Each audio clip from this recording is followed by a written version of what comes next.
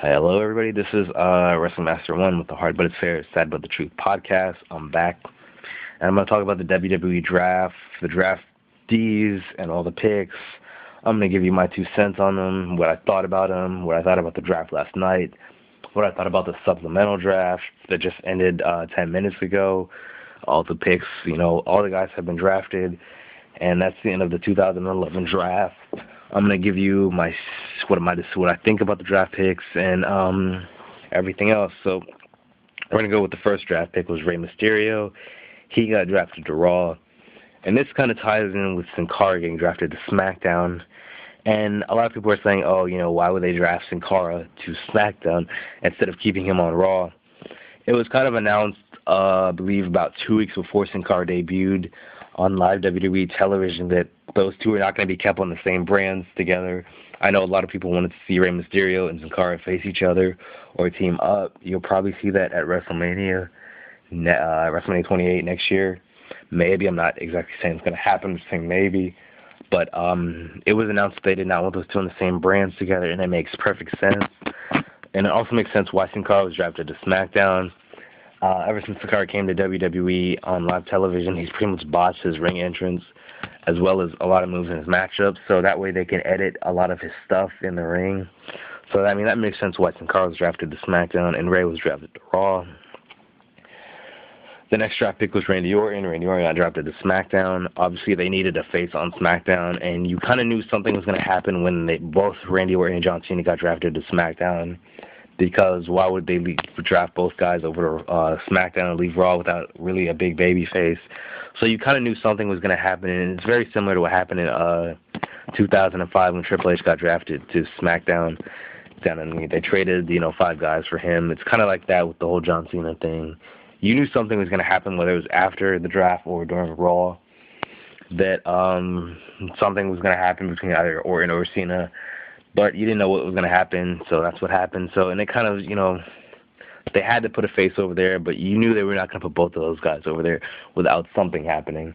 And something I want to kind of just point out is the fact that Randy Orton's growing a beard. I'm not sure if this is a sign of his heel turn or what, but normally when a wrestler grows a beard or little things like that, you kind of can see if they're going to become a heel. Like Chris Jericho, he grew the beard, he became a heel. AJ had the beard, he became a heel.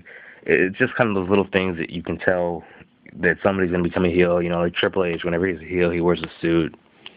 Whenever he's a face, he wears the jeans and the T-shirt or the leather jacket.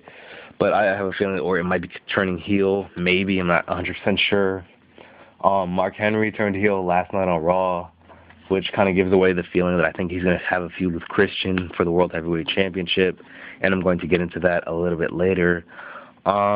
Big Show got drafted to Raw. That's something I think should have always happened. Big Show should be on Raw. Originally, my whole plan with the draft, what I thought the fantasy draft should be, is have all the old veteran guys. Not exactly the old guys, but the veterans like the Big Show, the Undertakers, the Triple H's, the Edges, the Christians on Raw, and have the younger talent on SmackDown. But I think that's the perfect move for Big Show to be on Raw. I think it'll shake things up, especially in the heavyweight division. The WWE title division or whatever. If they do that, Del Rio moves to Raw, and this kind of ties into elimination. Extreme Rules this Sunday. I have a feeling that Christian might walk away with the World Heavyweight Championship from quite a few reasons. One, John Cena got drafted back to Raw, therefore meaning that the WWE title is going to stay on Raw. And since Del Rio got drafted to Raw, it kind of, they're not going to switch that belt and take the world title to Raw. So SmackDown's not going to have the heavyweight championship, which kind of gives you the feeling that Christian could and probably will leave Extreme Rules with the World Heavyweight Championship. It would be one thing if John Cena stayed on SmackDown and didn't get drafted back to Raw. That way you could possibly see him taking the WWE title to SmackDown and Del Rio bringing the world title to Raw, which kind of gives away the feeling that Christian will probably leave Extreme Rules with the World Heavyweight Championship. Now I'm going to get into the supplemental draft, and this also ties in with my fantasy draft. A lot of these picks that they did in the supplemental draft are the ones that I had for my fantasy draft, and I'll just call them out. It's really nothing important. Daniel Bryan got drafted to SmackDown in supplemental draft. That's another pick that I had for my fantasy draft.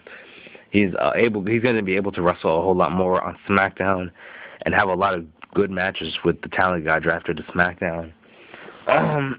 Jack Swagger got drafted to Raw. This makes sense, for somebody. I see him being a top face for the title. Jack Swagger might turn face after Extreme Rules. I do see that happening. So he'll be a challenger for The Miz or Del Rio at some point for the WWE Championship. Khali got drafted to SmackDown. Really nothing about this. I mean, Khali has not really been doing anything, and I don't like his new gimmick. I'm not a fan of the whole gentle, happy giant gimmick. I think as a giant, he should be a complete badass, just going around destroying everybody. I mean, I know Khali is bad in the ring, but they can find something for him to make him entertaining. The Usos got drafted to SmackDown. This is another pick that I had in my fantasy draft, having the Usos get drafted to SmackDown and kind of rebuilding the tag division. It's probably not going to happen, but I just think that's great to have the Usos on SmackDown. They're going to be able to wrestle a lot more. I think look forward to them doing something good, I think, with the core for the tag team titles, or Kane and the Big Show for the tag titles. Kelly got drafted to Raw. Yeah. I had JTG getting drafted to Raw, and he did. I think you're going to see a lot more of JTG, and possibly if John R-Truth is not, in the title picture, they'll probably put him and JTG together as a tag team. Maybe. I'm not saying they're going to, but they might do that and bring back Crime Time. Maybe. It all depends. Alicia Fox got drafted to SmackDown. William Regal got drafted to SmackDown. This is another pick that I had in my fantasy draft getting drafted to SmackDown. I see him and Bryan Danielson having a couple matches, which will probably be good, which will be good. Great wrestling. Yoshitatsu also got drafted to SmackDown. Another guy who I think Bryan Danielson could have great matches with, possibly for the Intercontinental Championship or the U.S. title, since the U.S. title is now on SmackDown, as well as the Intercontinental title. I see either Wade Barrett getting drafted to Raw and some type of draft pick getting drafted to Raw and taking that belt to Raw. So I probably see Bryan Danielson and Yoshitatsu wrestling for the U.S. title at some point, or just having a one-on-one matchup, which will be good. Drew McIntyre get drafted to Raw, another pick who I had in my fantasy draft pick of going to Raw. Drew McIntyre, I see as like the next Triple H. He definitely has a lot of talent, and they should push him. He is definitely the next Triple H, in my opinion. He's a great heel. He works great in the ring. He has a great look. It all depends on just who is the champion. And probably him feuding with John Cena could put him on the map. The next pick, Natalya got drafted to SmackDown. Kurt Hawkins got drafted to Raw. Hopefully they'll put him and Zack Ryder back together. Chris Masters got drafted to Raw, another pick out of my fantasy draft pick. For no reason, I just don't think Chris Masters really work well on SmackDown. He's definitely a Raw guy, in my opinion. I know it sounds weird, but a certain guy has a look. You can tell whether they're a Raw or SmackDown guy, and Chris Masters is definitely made for Raw. Kofi Kingston got drafted to Raw. Ted DiBiase, another pick out of my fantasy draft pick of going to SmackDown. I think he stands a better chance of being in the main event on SmackDown rather than Raw. Tyson Kidd, he's not really doing anything, but he got drafted to SmackDown. Tamina got drafted to SmackDown. Tyler Rex got drafted to Raw, another guy who I had on my fantasy draft pick of going to Raw. I think he and Triple H, at some point, if Triple H is going to be wrestling again, him and Triple H could have a feud. Him and John Cena could have a feud. He could probably, Cena could probably put him over at some point, but I mean, he's not really entertaining. Tyler Rex is just a character. I mean, I don't see him really being in the main event. But him and Triple H, I think, do feud at some point. Alex Riley got drafted to SmackDown. This is another pick that I had on my fantasy draft pick.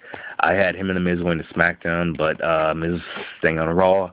Alex Riley's going to SmackDown. Obviously, they're going to do some type of thing with The Miz and Alex Riley, where on Raw or SmackDown.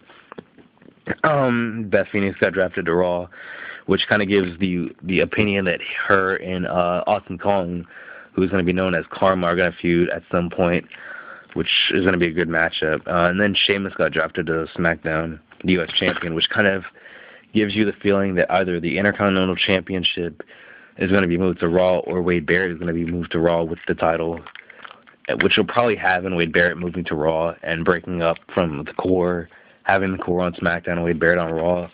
so Barrett can be in the main event picture. So that's probably what's going to happen.